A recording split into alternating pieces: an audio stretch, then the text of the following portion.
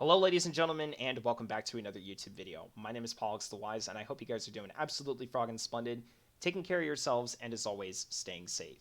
In today's episode, we dive into part 2 of the modding tutorial series for modifying the game Kingdom Rush Vengeance on Steam.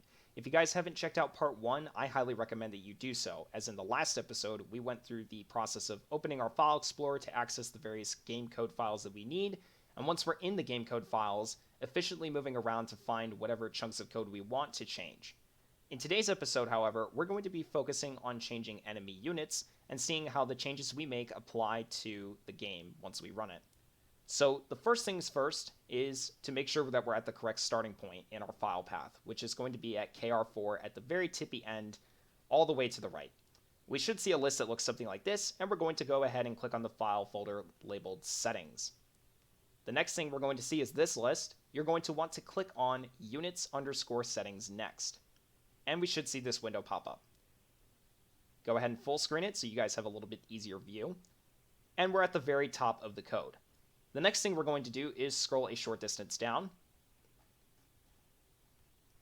until we see this line of code right here, which is key dwarves key. Now notice that this is the first faction that appears in the list of code, because it is the first faction of the main campaign. Underneath that, we have the very first enemy on that list, but please note that factions have enemies listed out of order, so it's not always going to be like this. The first thing you're going to notice in the code is the bruiser name, and underneath that, the info card information.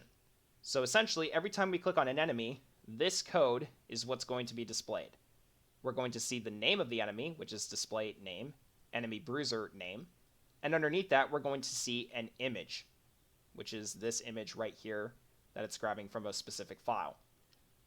Underneath all of that, you're going to start noticing various stats, starting from here with health and going all the way down to gold. It actually goes further than that, but we're just focused on this chunk of code right here. So starting with health, you're going to notice that the value is 30. There's something important to note here. The value for 30 is actually not the value of HP for an enemy on Veteran or Impossible mode. It's actually the HP value for that enemy on normal mode. So if we were to change this to, say, something like 75 instead of 30, massive increase to its hit points, then the stat values for both Veteran and Impossible mode would also receive a substantial buff. Next up, we have armor, but there is a difference between armor and armor type below. Armor type pertains to the type of resistance that an enemy has. A 0 represents physical armor rating. If we were to change this to a 1, it would be magic resistance. So we're going to leave this as a 1 to see how this change applies once we run the game once again. As for the armor rating, let's go ahead and actually up this to 20%. You can have a minimum of 0, so no resistance, or 100 for maximum resistance. But we're going to leave it at 20. Next up, we have speed, and this is currently set to 33. We're going to give the Dwarf Bruiser a substantial speed buff by bumping it up from 33 all the way to 50, and there should be a noticeable change as far as how fast this enemy will now move. Below that, we have block exposition and block range. We don't really need to worry about any of this right now, but we will touch on it later. Skulls pertains to the life counter, and how many lives an enemy will cost you if it happens to leak through your defenses. So we're going to go ahead and change this from a 1 to a 2. You guys can obviously make these values up here, starting from health and going all the way down to essentially whatever it is that you want for your particular version of your mod, but this is just as a template example. Next up, we have gold, which pertains to the gold bounty of that individual enemy. So every time we kill a Dwarf Bruiser, we will get currently 3 gold for killing it. We're going to go ahead and increase it to 10. Blood decal type is not something we really need to worry about. Neither is the notification. Although these things can be changed, you don't necessarily need to. Underneath that, we have code pertaining to the shadow, the selector, hip position, head position, modifier position, anchor, and life bar. These are all things that we genuinely speaking don't need to worry about. But the thing down here underneath the animations chunk of code is something that we need to worry about. Because if we're copying an enemy and changing its stats to something much beefier, we are going to need to make sure that we use the same animations file to animate that enemy once the game actually runs. If we don't use the correct animation file, it's not going to work. It could end up crashing on us. So you want to make sure that you have the appropriate animations file for whatever enemy it is that you are creating or modifying. In this instance, we have bruiser_animations.plist, so we know that we have the correct enemy animations file. Below that, we have arguably the most important chunk of code for the entire code file, and this is the skills array. The skills array basically is the entire list of skills that an enemy has, whether it's melee skills, range skills, or special skills, things such as healing, etc. So this one, obviously, only has a melee skill. And because it's its only skill, you'll notice that there is 2 lines of code that says key main key true. If we were to set this to false, and let's say add another skill, it would use whatever skill has this main key set to true. If it doesn't have it set to true, it's not going to use it before it uses its main attack first. Now notice that the cooldown here is set to 1 second. We can actually reduce this if we want to. We could also increase it. To increase it, simply type whatever value you want to increase it to. But please be warned, there are 2 different types of values that you can insert as far as numbers are concerned. Integers, which are whole numbers, and real numbers, which are decimal numbers. You can't always use decimal numbers for certain stat values, but you can always use integers.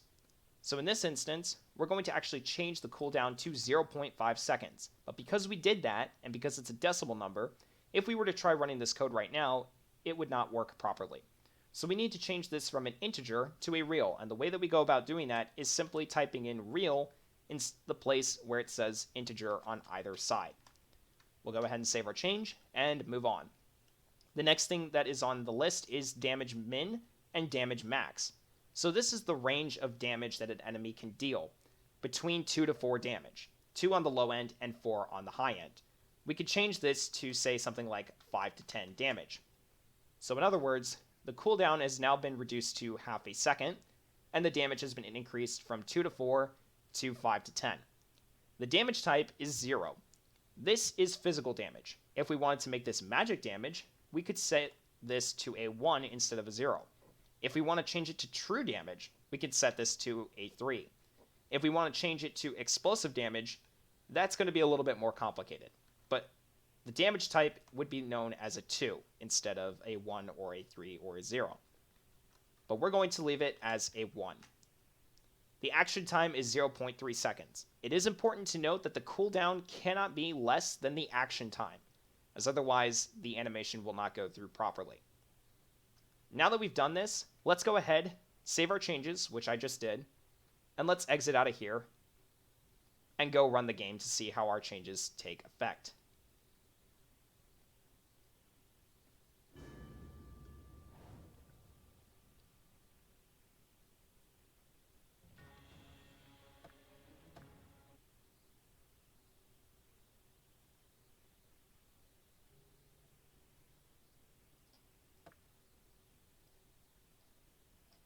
Notice that we have the difficulty set to impossible.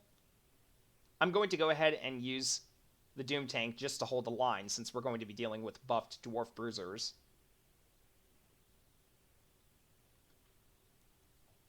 And we're going to go ahead and not build any towers and simply start the wave. Notice that the dwarf bruisers now move faster. They have low magic resistance armor rating. They have 101 health and 5 to 10 damage. Notice too that they also attack faster in melee combat, noticeably so. Now let's go ahead and try letting them leak through. So we're going to pick a flying hero so that we can move them out of the way. We'll go ahead and pick Merglin.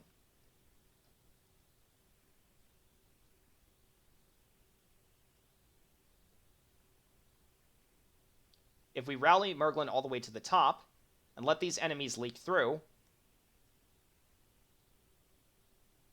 they should end up costing us 2 lives each. Also notice that it reflects the change that we made to the skull counter, or the number of lives that they take away, if they happen to leak through the exit. So by letting 5 dwarf bruisers leak through here, we should be costed 10 lives.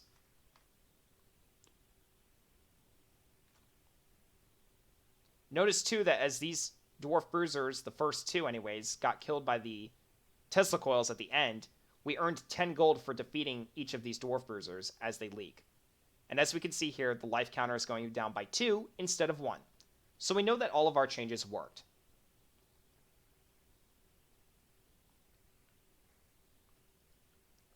That's going to be it for the end of today's episode, ladies and gentlemen. If you guys enjoyed this, please let me know down in the comments section below.